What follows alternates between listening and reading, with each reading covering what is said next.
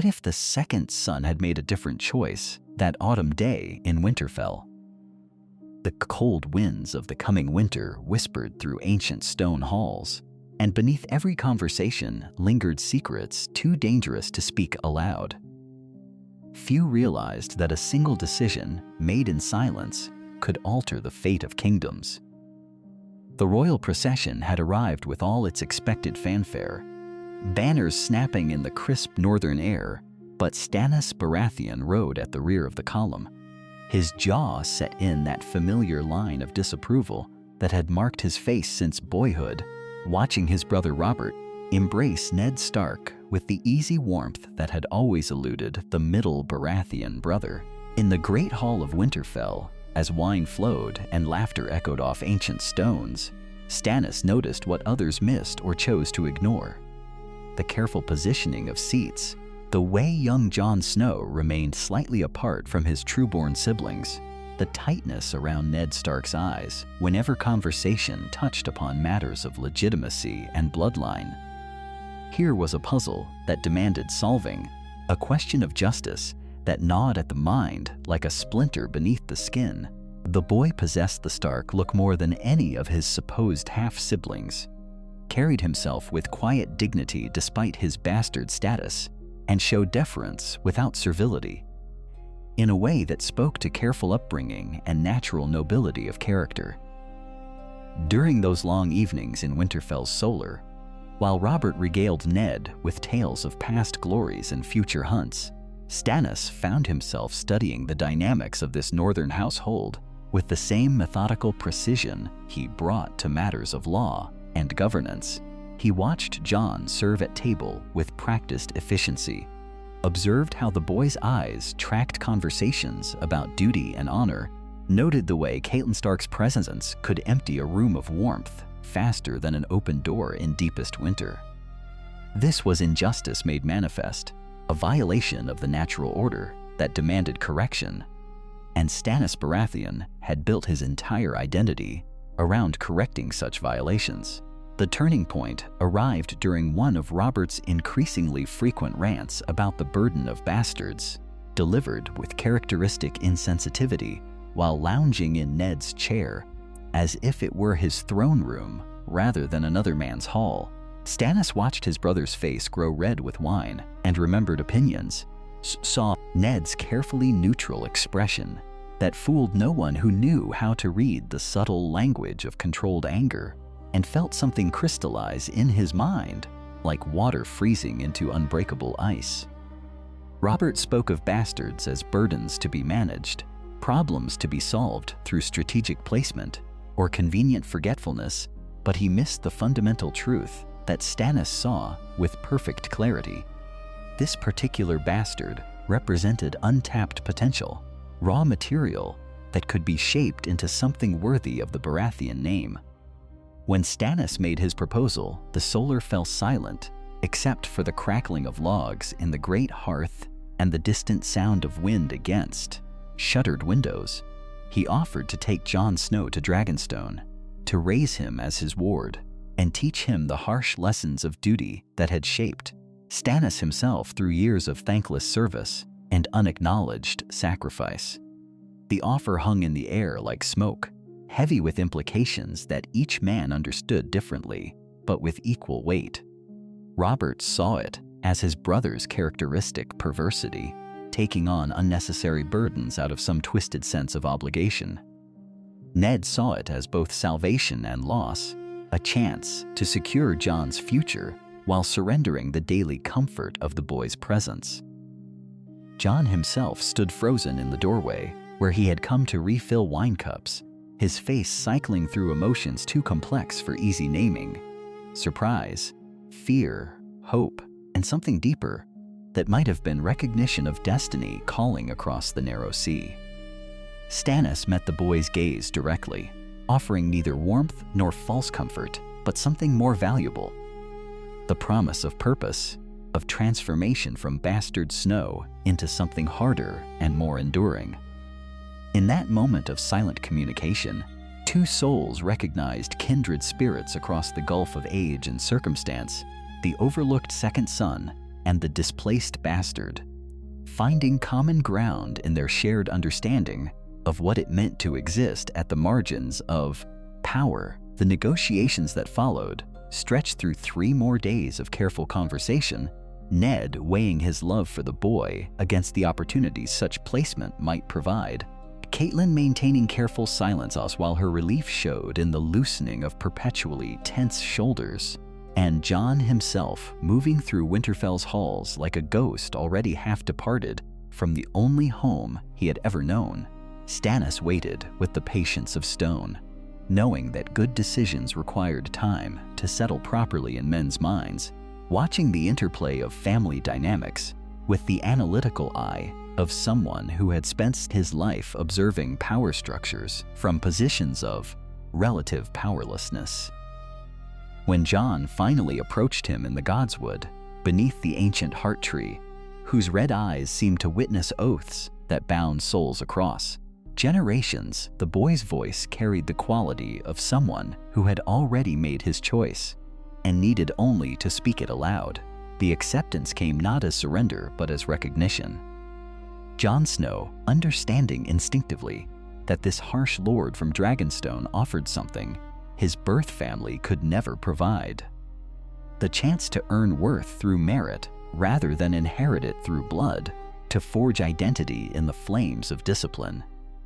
rather than wait for acknowledgement that was never coming. The salt winds of Dragonstone carved character into everything they touched. From the weathered stone walls that rose like broken teeth against perpetual storms,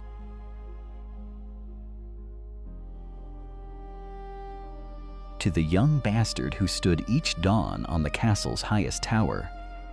learning to read the sea's moods as Stannis Baratheon had taught him to read the hearts of men. Jon Snow's first month on the dragon-shaped island passed in a blur of lessons that began before sunrise and continued well past the moment when exhaustion should have claimed him.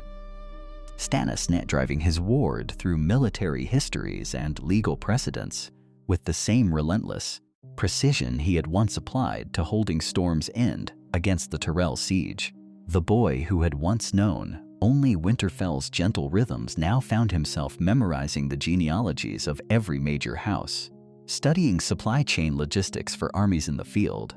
and practicing with sword and shield until his hands bled and healed, and bled again beneath the watchful eyes of Dragonstone's master-at-arms.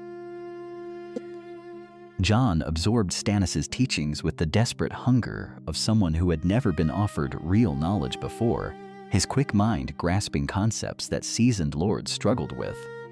His bastard's perspective, allowing him to see past the comforting lies that legitimate heirs often told themselves about power and its responsibilities. Stannis watched this development with something approaching satisfaction, recognizing in Jon the same fierce intelligence that had allowed him to hold Dragonstone when older, more experienced men might have yielded to Robert's enemies. The lessons came without warmth, but never without purpose, each day building upon the last, until Jon found himself thinking in terms of supply lines and defensive positions, even when simply walking through the castle's corridors. The morning Melisandre of Ashai arrived changed everything about Jon's careful routine, her red robes billowing in the salt wind as she disembarked from her eastern ship with the confidence of someone who had never doubted her welcome anywhere. Jon felt her eyes upon him from the moment she stepped onto Dragonstone's dock, a weight of attention that made his skin crawl with sensations he could not name, her gaze seeming to pierce through flesh and bone to examine something deeper that even he did not fully understand. Stannis received the Red Priestess with the formal courtesy due to a valuable ally, but Jon noticed how his lord's jaw tightened when Melisandre's attention lingered too long on his ward, how conversations seemed to halt whenever she approached the training yard where Jon practiced his sword work. She spoke of king's blood as though it were something she could taste in the air around him,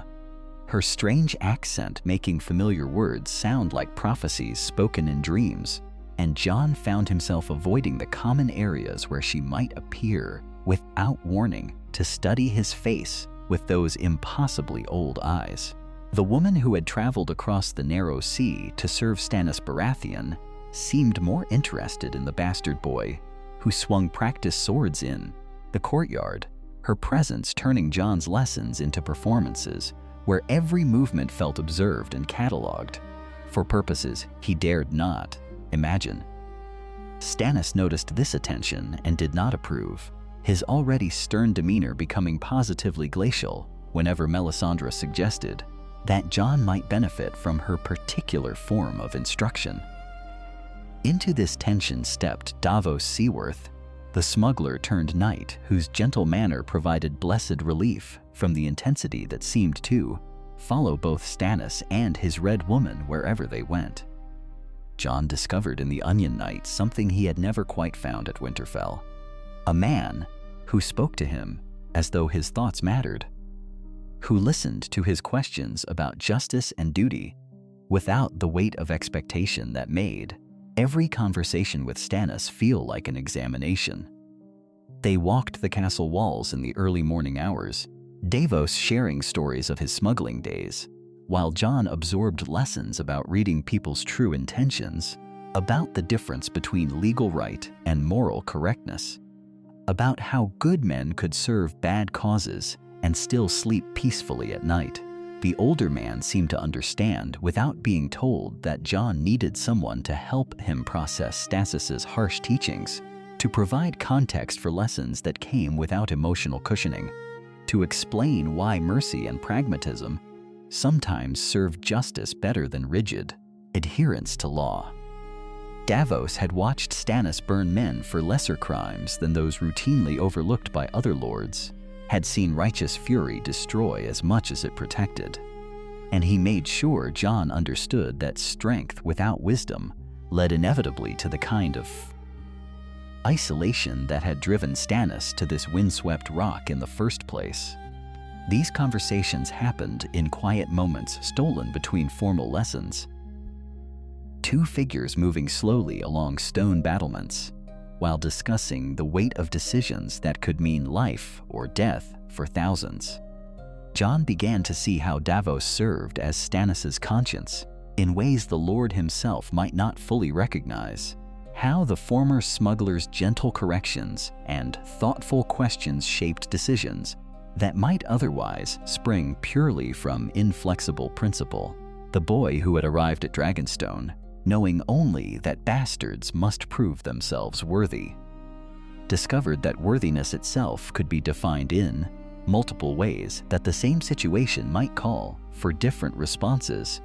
depending on circumstances that textbooks could never fully capture. Summer storms lashed the island with increasing frequency as Jon's training intensified, the castle's inhabitants moving through their daily routines, while lightning illuminated the dragon-carved walls and thunder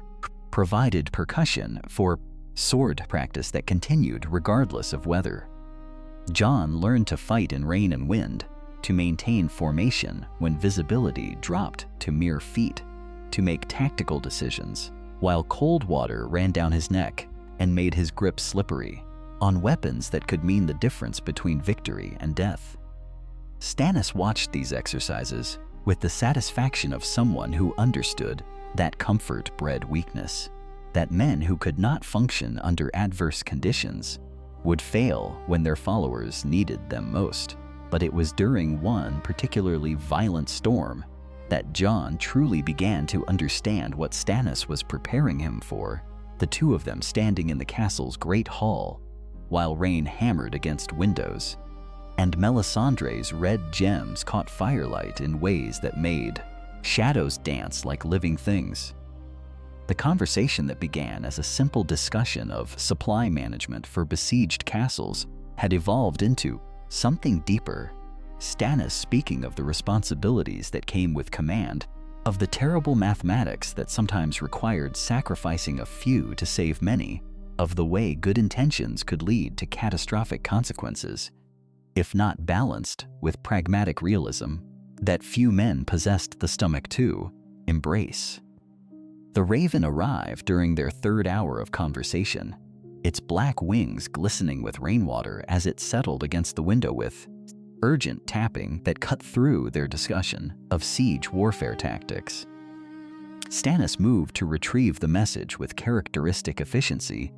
his weathered hands breaking the seal, while Jon watched shadows shift across stone floors that had witnessed generations of political maneuvering and strategic decision-making. The silence that followed stretched between them, like a blade held too long in frozen air, and Jon saw something change in Stannis' expression, a hardening that went deeper than his usual stern demeanor, reaching into places where grief and rage intertwined with duty and an understanding of what this news would mean for the realm they both served in different ways. The words came slowly, each one dropped into the space between them with deliberate weight. "Your father is dead, executed for treason by King Joffrey." Jon felt the ground shift beneath him, not from earthquake or storm, but from the fundamental alteration of everything he had believed. About justice, about honor, about the possibility that good men could navigate treacherous political waters and emerge with their principles intact. Stannis continued reading, his voice maintaining its steady cadence, while delivering information that reshaped the political landscape of Westeros with surgical precision. Ned Stark had been beheaded on the steps of the Great Sept of Baelor, his death witnessed by thousands who had expected mercy from a boy king advised by supposedly wiser counselors. The execution had been sudden, unplanned by those who understood that martyring Eddard Stark would unite the North against the Iron Throne in ways that imprisonment never could have accomplished. Jon's hands found the stone table between them, gripping its edges while processing its implications that cascaded through his mind like dominoes falling in predetermined patterns. His father was gone, the man who had raised him with unwavering principles about honor and duty, and the proper way to treat both allies and enemies. The grief hit him in waves, but underneath it ran something darker, a fury that burned with the intensity of dragonfire concentrated into human form. Stannis watched this transformation with interest, recognizing the moment when theoretical discussions of justice and revenge became intensely personal motivations that could drive men to extraordinary achievements or complete destruction, depending on how that energy was channeled. "There will be war now," Stannis said, not a prediction, but a statement of fact, delivered with the certainty of someone who understood how political systems responded to destabilizing actions. 5 kings will claim the throne, each believing their cause justified, each drawing supporters who see opportunity in chaos or genuinely believe their chosen ruler represents the best path forward for the realm. He moved to the great map table, pointing to regions where loyalties were already shifting, where bannermen were receiving ravens that would force them to choose sides, in a conflict that would determine not just who ruled, but what kind of kingdom would emerge from the bloodshed. Jon followed, his grief beginning to transform into something more focused, more useful for the challenges that lay ahead of them. The declaration came at dawn, Stannis speaking to his assembled followers, while morning light caught the edges of weapons and armor that would soon taste battle.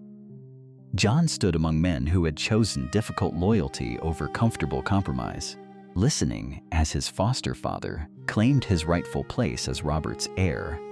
and outlined the military campaign that would either place him on the Iron Throne or see them all dead in service to principles that fewer men embraced with each passing year. The words resonated through stone halls where planning sessions had prepared them for exactly this moment, where theoretical discussions of strategy would now face practical testing against enemies who brought their own advantages to a conflict that would reshape the 7 kingdoms.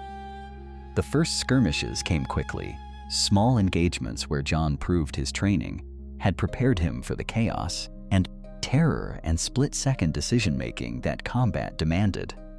He led men with a combination of Stark honor and Baratheon determination, earning respect through actions rather than words,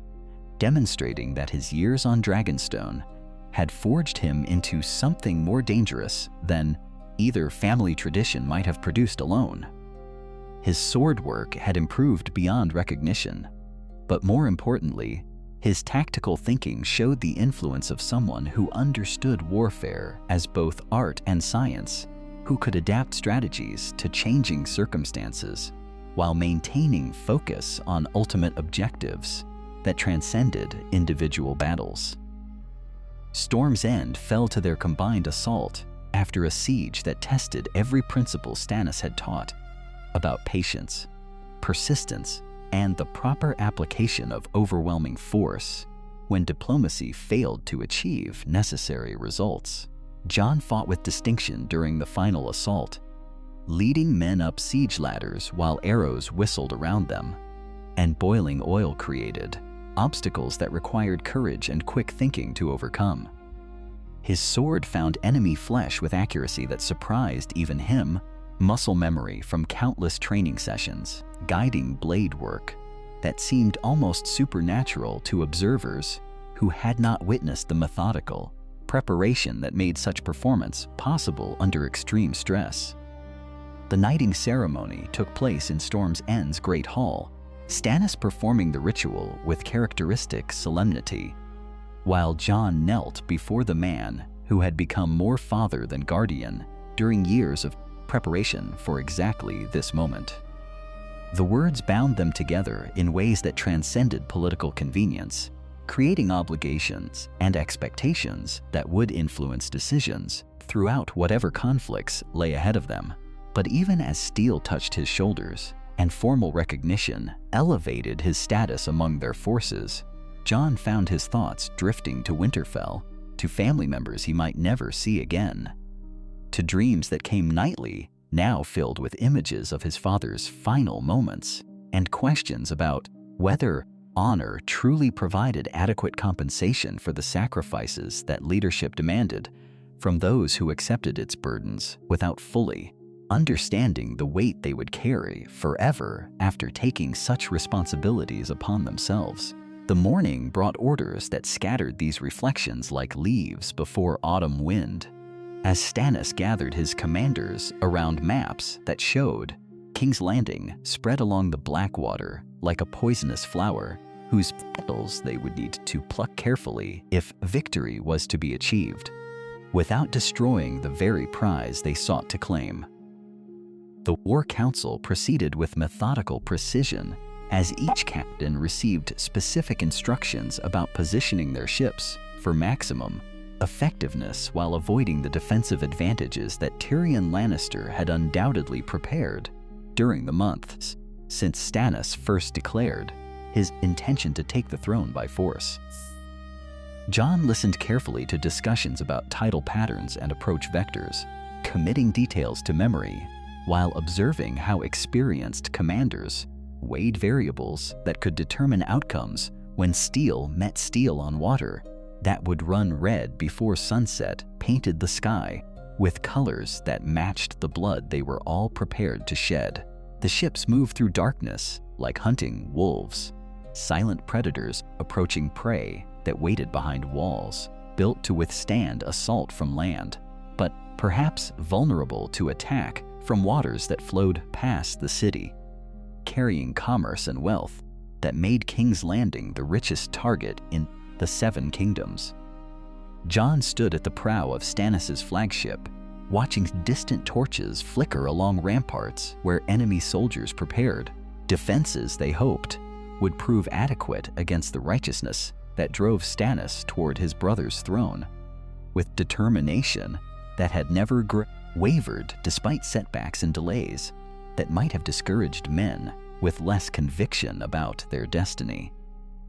The explosion consumed ships and men with equal hunger, turning proud vessels into floating pyres that illuminated the horror spreading across their fleet as captains who had sailed through countless storms found themselves helpless against fire that burned on water itself, defying natural laws that should have protected them from such devastation. Jon watched comrades disappear into flames that painted their screams in colors no man should witness, the careful battle plans dissolving as quickly as the ships that carried them toward what they had believed would be glorious victory. The retreat happened without orders, survival instinct overriding military discipline as burning men dove into waters that offered no escape from, flames that followed them beneath the surface, claiming lives with persistence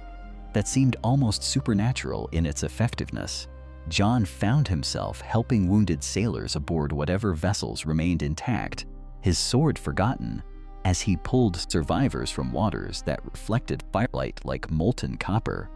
while the air filled with smoke that made breathing difficult and thinking clearly nearly impossible, under conditions that tested every man's courage and determination to continue fighting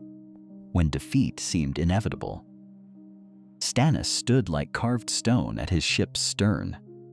watching his fleet burn with expression that revealed nothing of the calculations taking place behind eyes that had witnessed the destruction of carefully laid plans and the deaths of men who had trusted his leadership to guide them safely through dangers that political ambition had made necessary. Jon understood without words that something fundamental had changed during those moments, when fire consumed their hopes, transforming the righteous certainty that had driven their cause into something more complex and difficult to sustain, when victory no longer seemed divinely ordained. The survivors gathered in the castle's main hall, their faces bearing witness to horrors that would haunt dreams for years to come,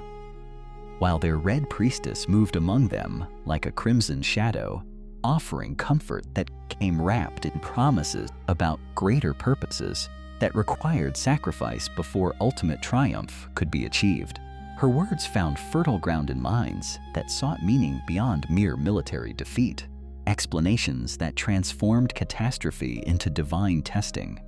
that would ultimately strengthen their cause if they possessed sufficient faith to endure temporary setbacks.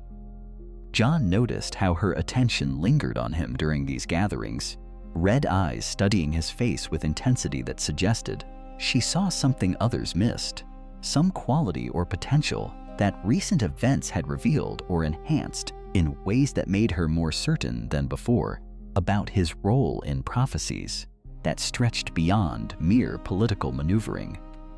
The weight of her scrutiny pressed against him like physical heat, while ravens arrived bearing news that would reshape their understanding of where true battles must be fought and won. The maester's voice trembled as he read the dispatch from Castle Black, words carrying across the stone hall like winter wind through bare branches. Mance Rayder had united every wildling clan beyond the wall into an army, numbering in the hundreds of thousands, their desperation driving them toward the ancient barrier that separated the lands of men from whatever darkness pursued them from the furthest north. The Night's Watch, already weakened by years of neglect and dwindling numbers, faced annihilation unless aid arrived swiftly from the south, where kings played their games. While real threats gathered strength in places civilized, men preferred to forget. Jon felt the familiar weight of knowledge settling upon his shoulders as he watched Stannis absorb this intelligence, grinding his teeth in that particular way that indicated his mind was already calculating possibilities and costs. The king's supporters exchanged glances that spoke of exhaustion and reluctance to embark upon another campaign so soon after their devastating defeat. But Jon could see how this news struck something deeper in Stannis than mere strategic consideration. Here was duty stripped of political complexity, a clear enemy threatening the realm's northernmost defense, circumstances that aligned perfectly with his sense of righteous obligation to protect subjects who looked to their king for protection. His words about the ancient enemy that drove wildlings towards civilization fell upon ears that had heard Melisandre speak of darkness gathering, strength, prophecies about light battling shadow, in struggles that would determine the fate of all living things. The Red Priestess nodded when Jon described the threat in terms that transcended mere military concerns, her agreement lending weight to claims that might otherwise sound like northern folklore, designed to justify intervention in conflicts that offered no obvious political advantage. Stannis questioned him with the methodical precision of a commander who understood that incomplete intelligence led to defeat, probing Jon's knowledge of wildling tactics and Night's Watch capabilities. While maps of the North spread across wooden tables like captured territory, each answer revealed how thoroughly Jon had absorbed lessons about warfare in conditions that Southern armies never encountered, his understanding of ice and snow and bitter cold transforming abstract strategic problems into practical considerations about supply lines and weather patterns that could kill more effectively than enemy swords. The decision to sail north rather than south crystallized through conversations that stretched across several days, Stannis weighing political opportunities against military necessities, while his advisors argued for consolidation rather than expansion. Jon found himself occupying a position he had never expected, trusted counselor to a king who valued competence above birth, his insights about northern politics proving invaluable as they planned approaches that would need to balance Stannis's rigid justice with customs and traditions that governed how power functioned beyond the neck. Ships prepared for while autumn winds carried hints of the winter that would transform political calculations into survival imperatives, holds filling with supplies chosen specifically for campaigns in conditions where warmth mattered more than gold. Jon walked among preparations with growing awareness that his role had evolved beyond what either he or Stannis had originally envisioned, Bastard Son becoming an essential bridge between southern ambitions and northern realities that would determine whether their intervention succeeded or added their bones to countless others who had underestimated the challenges waiting beyond familiar territories. The voyage to Eastwatch proceeded through waters that grew progressively colder as they traveled, gray seas reflecting skies that promised snow even before winter officially arrived according to Maester's calculations. Jon stood at the ship's rail watching coastlines that marked the boundaries of his childhood knowledge, familiar landmarks giving way to territories he knew only through maps and stories told by rangers who had ventured into places where civilization ended and wilderness began. Conversations with Stannis during these voyages revealed depths of strategic thinking that impressed even advisors who had served the king through previous campaigns, his questions about northern houses and their loyalties, demonstrating understanding that political success would require more than military victory. Jon provided intelligence that transformed abstract names into human considerations, explaining which lords could be trusted and which would require careful handling, knowledge that proved how thoroughly he had absorbed lessons about power that extended beyond battlefield prowess. The approach to Eastwatch brought them within sight of the wall itself, that ancient barrier rising from the landscape like a frozen accusation against the sky, its ice-covered surface reflecting sunlight in ways that hurt the eyes, while promising protection that had endured for thousands of years. Jon felt something stirring in his chest as that massive construction grew larger with each mile traveled, awareness that his presence here represented fulfillment of destiny that had been shaping itself through choices and circumstances that seemed random until viewed from this vantage point, as if every moment of his upbringing under Stannis's guidance had been preparing him for this convergence of duty and desire that would reshape the very foundations of northern power. The king's voice cut through wind and the creaking of ship timbers as he spoke words that hung between them like smoke from a dying fire, each syllable carrying weight that threatened to crush the carefully constructed walls Jon had built around his bastard identity since childhood. "I offer you legitimacy," Stannis said, his tone carrying none of the ceremonial flourish such pronouncements typically required, delivered instead with the practical directness of a military order. "Jon Stark, Lord of Winterfell, my ward become my ally, bound not by blood but by choice made freely in service to the realm." The proposal settled into the space between them with gravity that seemed to bend reality around its implications, forcing Jon to confront possibilities he had never dared imagine during long nights spent contemplating his place in a world that recognized only legitimate heirs and their claims. The legitimacy offered represented more than simple recognition of worth or capability, extending into realms of political necessity, where bastards could become lords through royal decree, where names could be changed, and inheritance altered through exercise of sovereign will. Jon understood the strategic brilliance underlying such an offer, recognizing how his transformation from Snow to Stark would solve multiple problems simultaneously while creating new opportunities for alliance building that neither Stannis nor the northern houses could achieve independently. Yet acceptance carried implications that reached beyond personal advancement into territories where loyalty would be tested against competing obligations that pulled in directions he was only beginning to comprehend. The wildlings presented their own complex challenge, their distrust of southern kings extending to anyone who served such rulers, yet their desperate need for sanctuary beyond the wall, all creating opportunities for negotiation that Jon's unique position might exploit successfully. He had grown up hearing stories of wildling raids and the constant vigilance required to protect northern communities from their incursions, understanding that these people represented both threat and potential resource, depending upon how skillfully their integration could be managed. Stannis viewed them primarily through military considerations,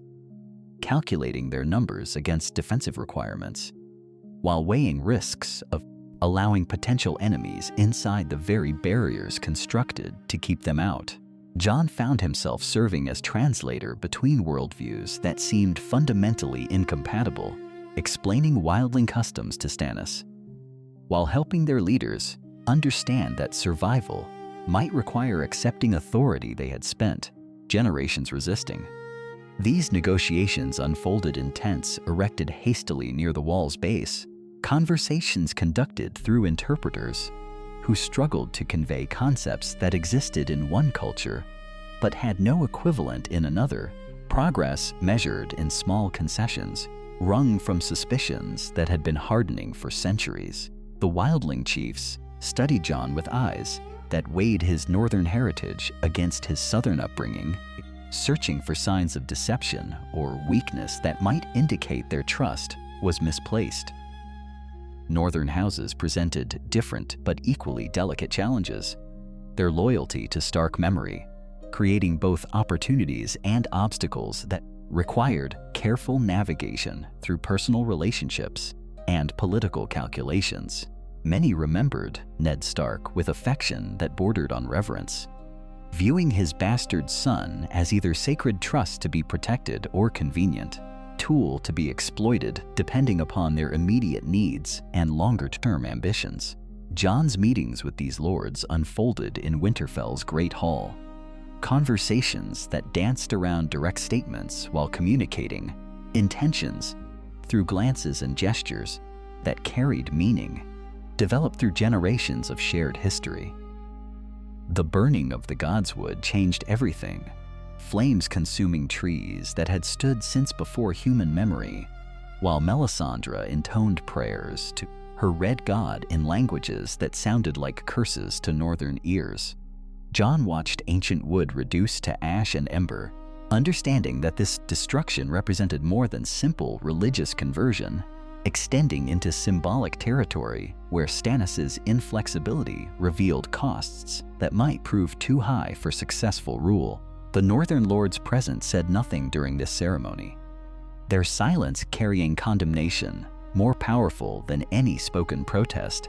faces reflecting outrage they dared not express, while flames devoured connections to gods their ancestors had worshipped since the dawn of time. Stannis observed the proceedings with satisfaction that seemed divorced from political realities surrounding this demonstration of religious authority. His faith in the Lord of Light, overriding considerations about alienating subjects whose support remained essential for maintaining power. Jon recognized the strategic error inherent in this choice, even as he admired the conviction that drove his foster father to acts that prioritized principle over pragmatism, understanding that such inflexibility might ultimately prove fatal in a realm where survival often required compromise with forces beyond any single ruler's control. The aftermath brought forth conversations in corridors, where northern lords expressed concerns they could not voice publicly, their questions about Jon's own religious loyalties, revealing awareness that his unique position might offer alternatives to Stannis's increasingly rigid approach. These discussions unfolded with careful indirection, each participant testing boundaries while avoiding commitments that might prove dangerous if reported to the wrong ears. Yet their cumulative effect suggested possibilities that pulled Jon toward choices he was not yet ready to make, though circumstances beyond his influence moved with relentless momentum toward decisions that would define loyalties for generations to come. The morning brought ravens from across the north, carrying responses to letters Jon had dispatched weeks earlier, their contents revealing the delicate nature of negotiations that required equal measures of Stark legitimacy and Baratheon authority to succeed, where either alone might fail. Lord Umber's reply arrived with particular significance, his words carefully chosen to avoid direct commitments, while indicating willingness to discuss terms that might bring his considerable forces into Stannis's fold, provided certain assurances could be offered regarding northern independence in matters of religion and local governance. The giant of Last Hearth had always respected strength above all else, and Jon understood that any meeting would require demonstrations of both military capability and political wisdom to convince such a man that Stannis represented more than another southern king seeking to impose foreign customs upon reluctant subjects. Preparation for this diplomatic mission consumed days of careful planning as Jon worked to balance competing demands for his presence at Winterfell with the necessity of personal involvement in negotiations that could determine whether Stannis commanded sufficient northern support to face whatever threats emerged from the chaos consuming the Seven Kingdoms. Davos proved invaluable in these preparations, his experience with difficult conversations helping Jon anticipate objections while crafting responses that addressed legitimate concerns without appearing to promise more than Stannis might be willing to deliver when pressed for concrete commitments. The departure itself carried symbolic weight.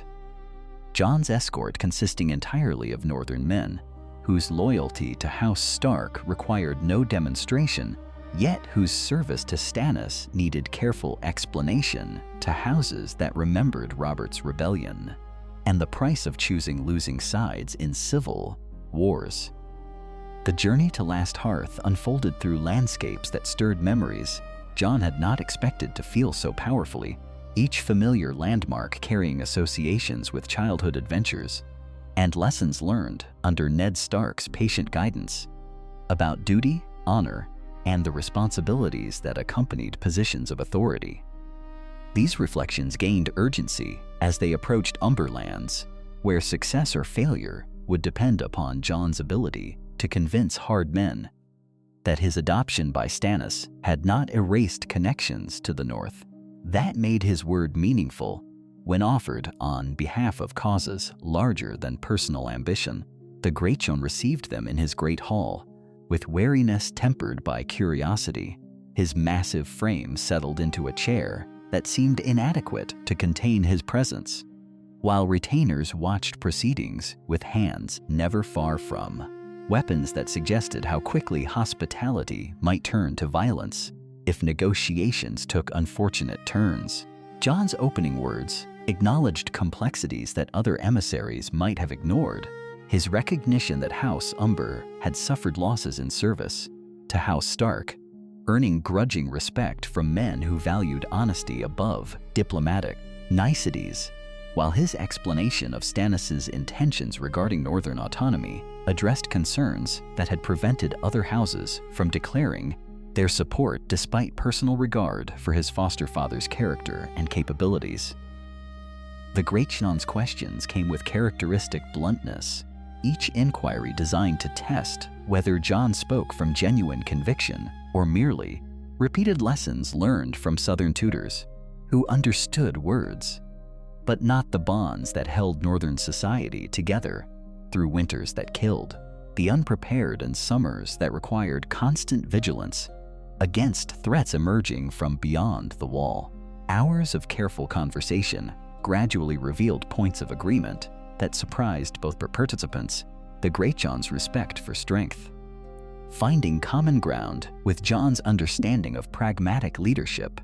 while shared memories of Ned Stark provided foundation for trust that transcended political calculations about which claimant might ultimately triumph in struggles for the Iron Throne. The commitment offered came with conditions that reflected Northern priorities rather than Southern concerns. House Umber's forces promised for campaigns that served Northern interests, while religious freedom remained inviolate, regardless of Stannis' personal devotions to gods that meant nothing to men who honored older powers. Similar negotiations with Houses Mormont and Karstark followed established patterns with variations that reflected each family's particular grievances and aspirations. Jon's growing confidence in these discussions revealing skills inherited from Ned Stark's example, yet refined through Stannis' lessons about the relationship between authority and responsibility. Success in these diplomatic missions brought unexpected consequences as ravens arrived, bearing news that transformed political calculations throughout the North. Ramsay Bolton's letters describing his marriage to Arya Stark and intentions regarding his bride, carrying threats that made Jon's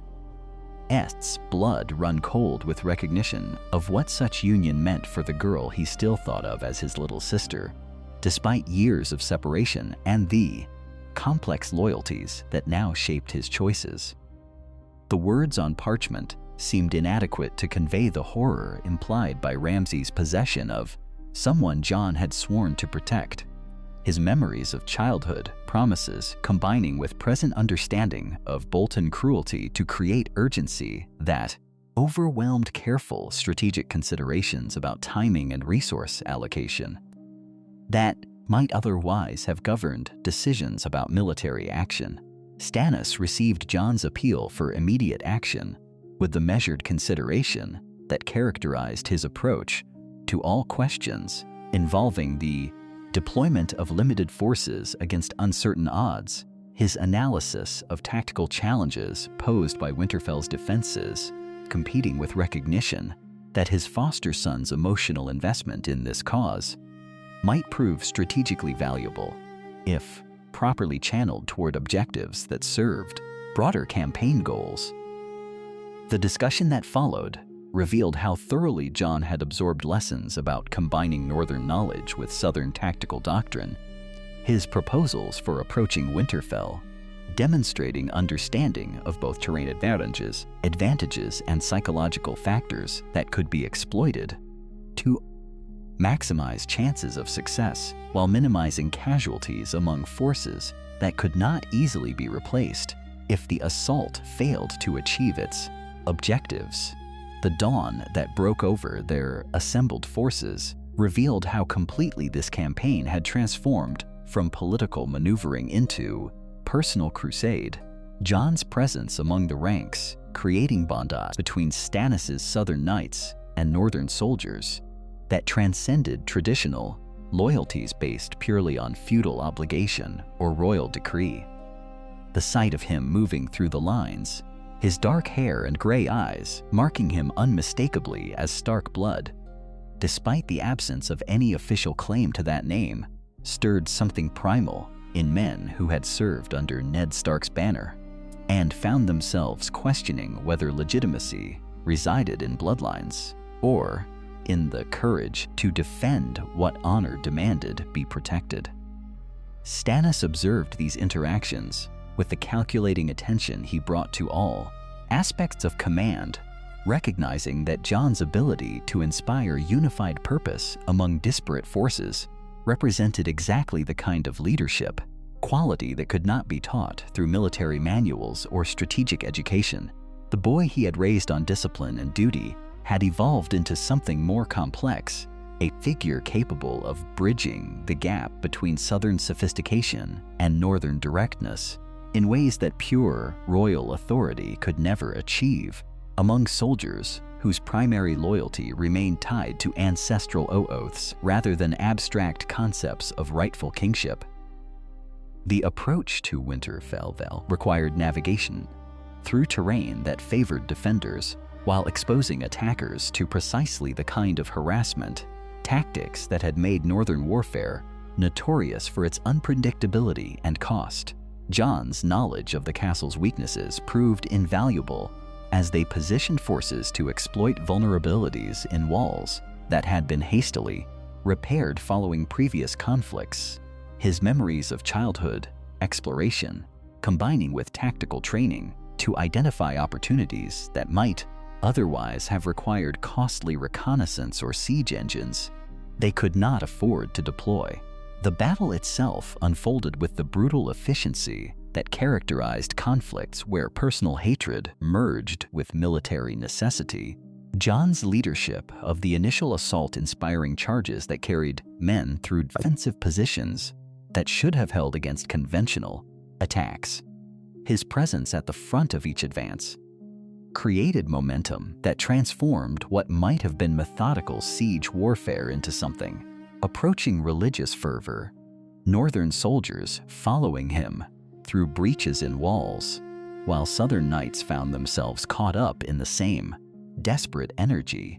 that drove men to risk everything for causes that transcended mere political calculation. Ramsay Bolton's appearance on the battlefield introduced personal elements that threatened to override strategic considerations. The young lord's reputation for cruelty lending urgencies to combat that might otherwise have proceeded according to established protocols for subduing enemy strongholds. Jon's confrontation with him became the focal point around which the entire engagement revolved, their single combat drawing the attention of soldiers on both sides, who understood that this encounter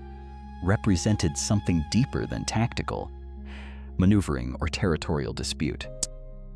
The clash between them revealed how thoroughly Jon had absorbed not only Stannis' lessons about discipline and technique, but also deeper understanding of what it meant to fight for principles rather than personal advancement. Each blow he landed carried the weight of every injustice the Boltons had inflicted upon his family, his sword work demonstrating mastery that went beyond technical skill to encompass moral certainty that transformed violence into something approaching divine justice in the eyes of men who had witnessed too much suffering to believe in purely secular explanations for right and wrong. Ramsay's defeat marked not only the end of Bolton power, but also Jon's emergence as a figure capable of commanding respect that transcended traditional hierarchies based on birth or appointment. The manner of his victory, combining overwhelming force with restraint that preserved the dignity of those who surrendered, demonstrated exactly the kind of leadership quality that Stannis had hoped to cultivate through years of careful instruction, but had never been certain could be successfully instilled in someone whose natural inclinations might favor emotion over calculation. The cost of victory became apparent only as the immediate euphoria of success gave way to assessment of casualties and consideration of what came Next, Stannis's collapse from wounds sustained during the final assault, creating leadership vacuum that demanded immediate attention from someone capable of making decisions that would determine whether their triumph could be consolidated or would dissolve into the kind of chaos that had historically followed northern victories that lacked proper political framework to maintain their gains. Jon found himself facing responsibilities that required him to balance northern expectations about justice and southern understanding of statecraft, his treatment of captured enemies becoming the test that would determine whether he possessed the wisdom necessary to transform military success into lasting political stability. The great hall of Winterfell echoed with the measured footsteps of deliberation. As Jon walked between rows of kneeling prisoners, each face representing a choice between the harsh justice that Stannis had taught him to value and the pragmatic mercy that northern lords expected from their leaders. The captured Bolton loyalists waited in silence, their fates dependent upon calculations that weighed their past crimes against their potential future usefulness. Jon's hand resting on the pommel of Longclaw as he considered whether each man before him represented a threat to be eliminated or a resource to be reclaimed. The weight of decision pressed against his shoulders like winter wind, every judgment carrying consequences that would ripple through generations of northern politics. Lord Karstark, who had declared for the Boltons after the Red Wedding, kept his eyes fixed on the stone floor as Jon paused before him, the silence stretching long enough for everyone present to understand that this moment would define the character of Jon's rule more clearly than any proclamation or ceremony. The choice between execution and forgiveness became a choice between the man Stannis had shaped him to be and the leader the North needed him to become. Political necessity grinding against moral certainty like millstones that threatened to crush whatever remained of his original identity. Maester Wolkan approached with careful steps, his chain clinking softly as he carried news that would reshape everything Jon thought he knew about himself and his place in the world. The parchment in the old man's hands bore seals that spoke of journeys from the Citadel and the three-eyed raven, knowledge gathered from sources that reach beyond the normal channels of communication to touch mysteries that most men spent lifetimes trying to understand. Bran's ravens had carried word that arrived simultaneously with correspondence from Samwell Tarly, their combined testimony creating a convergence of truth that no amount of wishful thinking could dismiss or reinterpret according to more comfortable narratives. The revelation crashed through Jon's understanding like wildfire, through dry timber, each detail burning away assumptions that had anchored his sense of self since childhood. Lyanna Stark and Rhaegar Targaryen, a union that transformed bastard into heir, northern loyalty into divided heritage, simple identity into impossible complexity that demanded reconsideration of every relationship and obligation that had previously seemed clear and permanent. The knowledge that Targaryen blood flowed in his veins alongside Stark heritage created internal conflict that threatened to tear apart the careful balance Stannis had spent years helping him achieve. Duty to foster father suddenly competing with claims that reached beyond the North to touch the Iron Throne itself. Stannis, pale and weakened but determined to remain present for discussions that would determine the future of their cause, listened to the reading of testimonies with the kind of calculating attention he brought to military dispatches that reported enemy movements. His jaw tightened as the full implications became clear. Years of investment in Jon's development, as his chosen successor suddenly complicated by bloodlines that created competing loyalties and alternative paths to power. The man who had built his entire identity around legitimate claims and proper inheritance found himself confronting the possibility that his foster son possessed rights that superseded his own. political mathematics shifting in ways that challenged fundamental assumptions about justice and destiny. The distant roar that echoed across the winter landscape announced the arrival of forces that would make theoretical discussions about heritage into immediate practical concerns.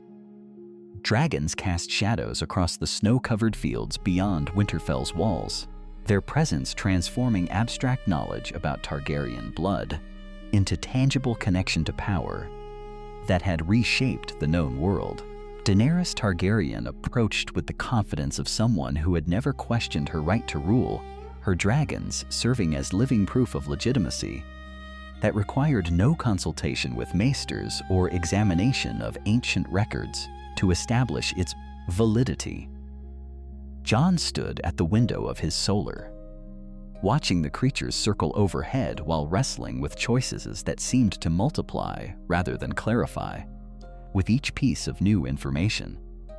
The foster father, who had shaped his understanding of duty and justice,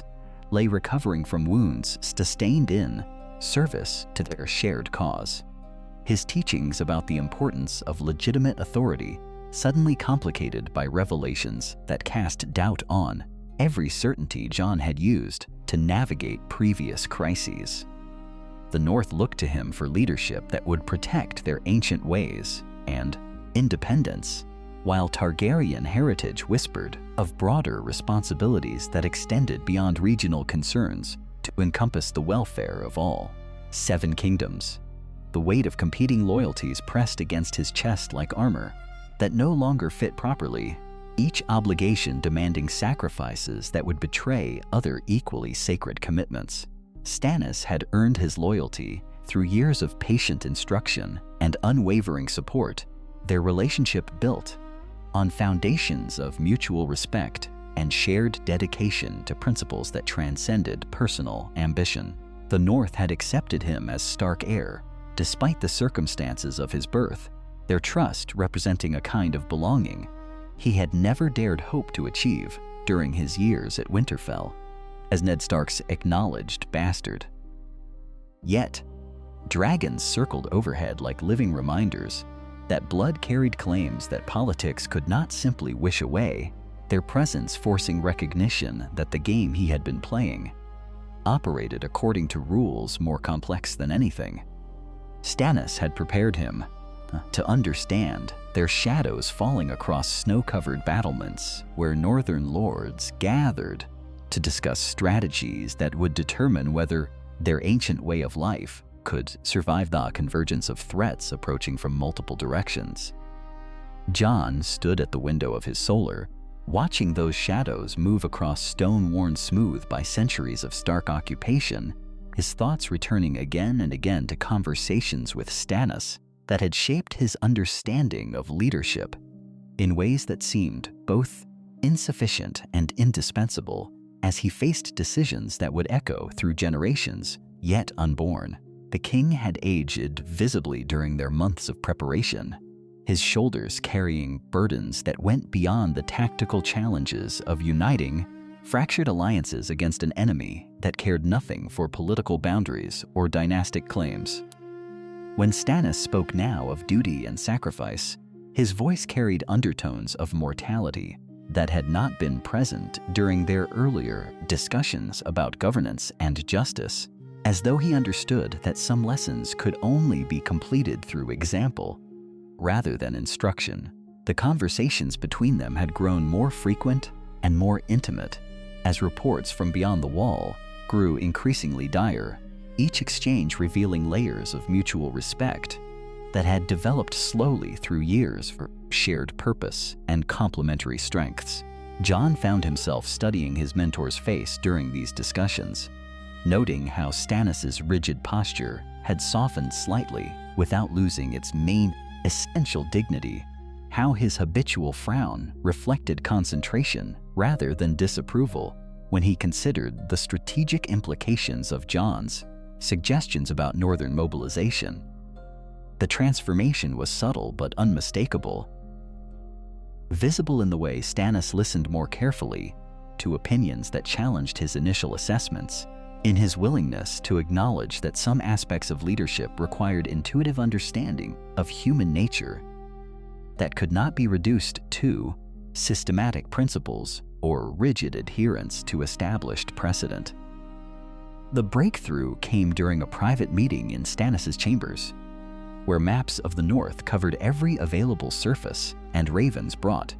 fresh intelligence about the movements of things that had once been relegated to children's stories told during long winter nights. Jon had been explaining his plans for coordinating northern defenses with the Watch when Stannis interrupted him with a raised hand, his expression thoughtful rather than dismissive,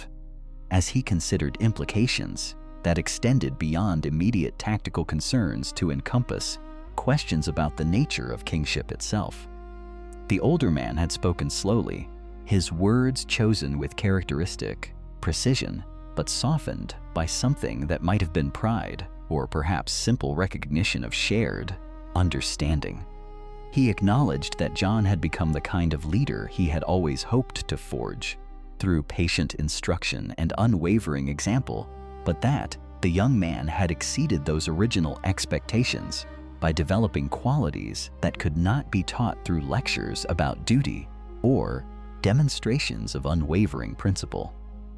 The combination of Stark honor and Baratheon determination had produced something unique, a form of leadership that could inspire loyalty while maintaining the practical flexibility necessary for survival in circumstances that offered no clear precedents or simple solutions. As winter deepened and reports from beyond the wall grew more alarming, Jon found himself coordinating efforts that spanned the entire North. His authority accepted by lords, who had initially questioned his legitimacy, but who now recognized that survival required unity under leadership that could balance competing interests without sacrificing essential principles. The skills Stannis had taught him about governance and military organization proved invaluable, but equally important was the intuitive understanding of Northern culture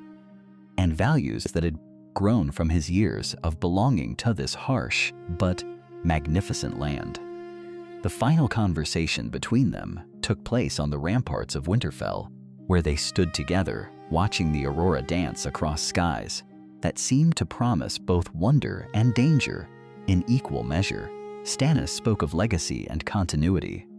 of how true kingship required the wisdom to recognize when personal ambitions must yield to larger necessities, his voice carrying the quiet satisfaction of a man who had successfully completed his most important work. Jon listened with the respect due to a teacher whose lessons had shaped not only his understanding of leadership, but his fundamental conception of honor and responsibility. The threat beyond the wall continued to grow, but Jon faced it with confidence born from years of preparation under guidance that had proven both demanding and transformative. The North stood united behind him, their ancient strength focused through organizational principles that Stannis had refined through decades of military and political experience. The weight of competing loyalties remained, but Jon had learned to carry that burden as evidence of the complex world he served,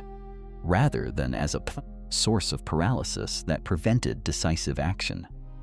Standing now in his solar as shadows lengthened across familiar stones, Jon reflected on the path that had brought him to this moment of preparation and possibility, understanding finally that Stannis' greatest gift had been not the specific lessons about governance or military strategy, but the deeper wisdom that true leadership emerged from the synthesis of inherited values and earned experience, honor tempered by pragmatism, determination guided by compassion for those who depended on decisions made in chambers, far from the consequences they would face. And he smiled slightly as he prepared to meet whatever challenges awaited, knowing that he carried within himself the best qualities of both houses that had shaped him, ready to face the dawn with courage, learned from the hardest but most devoted teacher he had ever known.